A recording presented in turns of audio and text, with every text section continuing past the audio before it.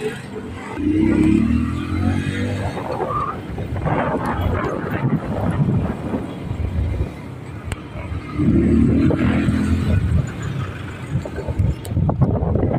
mo isa yan. Ikaw ang sabi. Mo.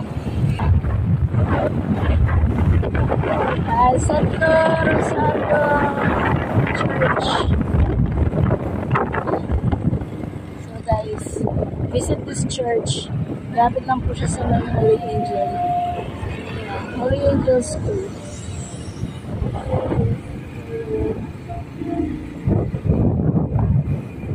So kami po ay kakain muna. Huwag natin bawasan ang ating taba.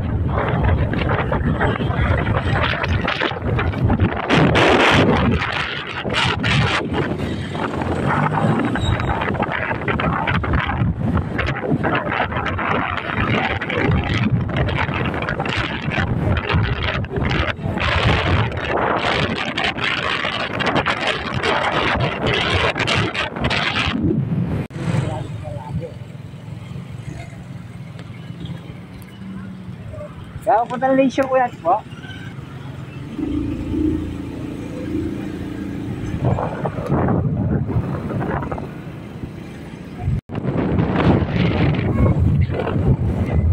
So ayan guys, tayo ay dapat pupunta tayo sa Lakeshore. And eventually, para kumuha lang ng mga konting clips. Kahit na medyo nagbabantaya tayo langit uulan, eh hindi po natin masabi. Sinabi po ng mga pinagtanungan namin kasi dire-diretso lang tayo. So dire-diretso hanggang hindi namin alam kung saan kami makakarating sa kakadiretso namin magmula kanina. Hopefully sana makarating namin doon sa lake shore at hindi lecture. Okay guys, so yung asawa ko ay sasabi-sabi na mag-isa niya. Hindi na daw niya alam kung saan kami makakarating.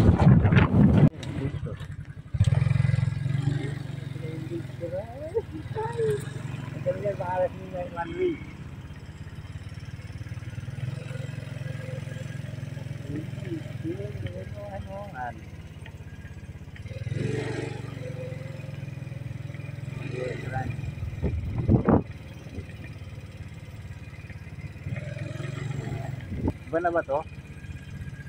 Ay, leisure oh. Dati ba yung pasyalan na leisure ba yan? Sabi na? Direct yung daan na yan ba? Hindi ba? Nalikod mo naman.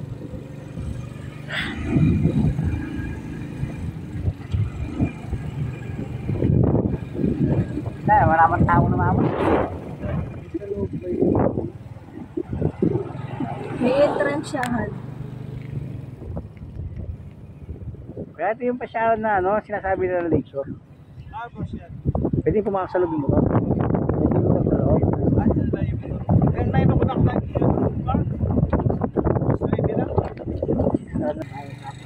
So guys, eto nakarating na kami sa Lake Shore. And as you can see, yan. Lake Shore. So, ayan na po siya. So, picture-picture na lang siguro kami dito. So, yan guys. Nandito na kami sa Lake Shore. As you can see. Naligaw pa kami. Ayan si Asa. Hi guys. So nakikita nyo, Good evening. naka-couple shirt kami ngayon. Kasi it's our anniversary. Anniversary namin. So, yeah. Happy anniversary, I love you. I love you too. Bye. Yan. Lakeshore. Guys, pagka pasyal po kayo dito. Dito lang yan sa may bandang San Fernando area. Like, Mexico. I mean Mexico, sorry. Okay, so Google nyo lang. Thank you guys.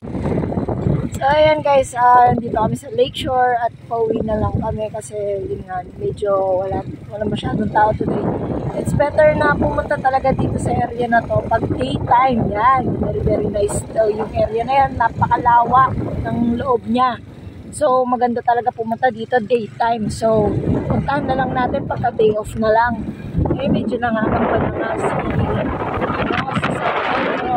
kaya baka ayun nga, nagbo-bowling alley na yata siya sa taas or nagsiselfie. Nagsiselfie na si San Pedro sa taas. So, medyo kailangan na natin umuwi. Okay guys, see you guys later. Yung nakadulo, may bed, diretso pa rin. Yung pasok na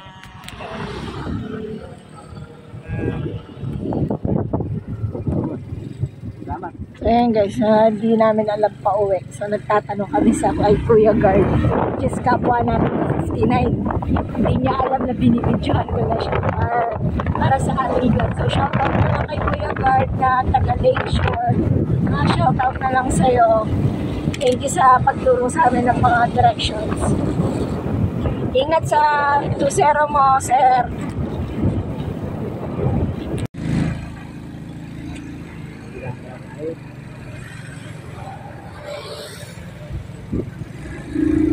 Ay, ito walang panagdaan. So ayan guys, kararating lang namin ulit dito sa may bandang Angeles area. And pag-isipan namin na kumain kami.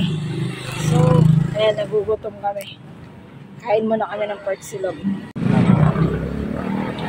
Nakakain kami dito. So, kakain kami dito sa may Emerly's Tapsilogan, which is matatagpuan mo lang dito sa may area ng harap ng Adesa. Sa likod lang po ito ng Jumbo Gendra. So, ayun, nakikita niyo po si 14. Ayan, si 14. And, yan. So, Emerly's Tapsilogan. So, like I said guys, nandito tayo kay Emerly. Kakain po tayo ng pork silog. Pero tingin mo sa siya.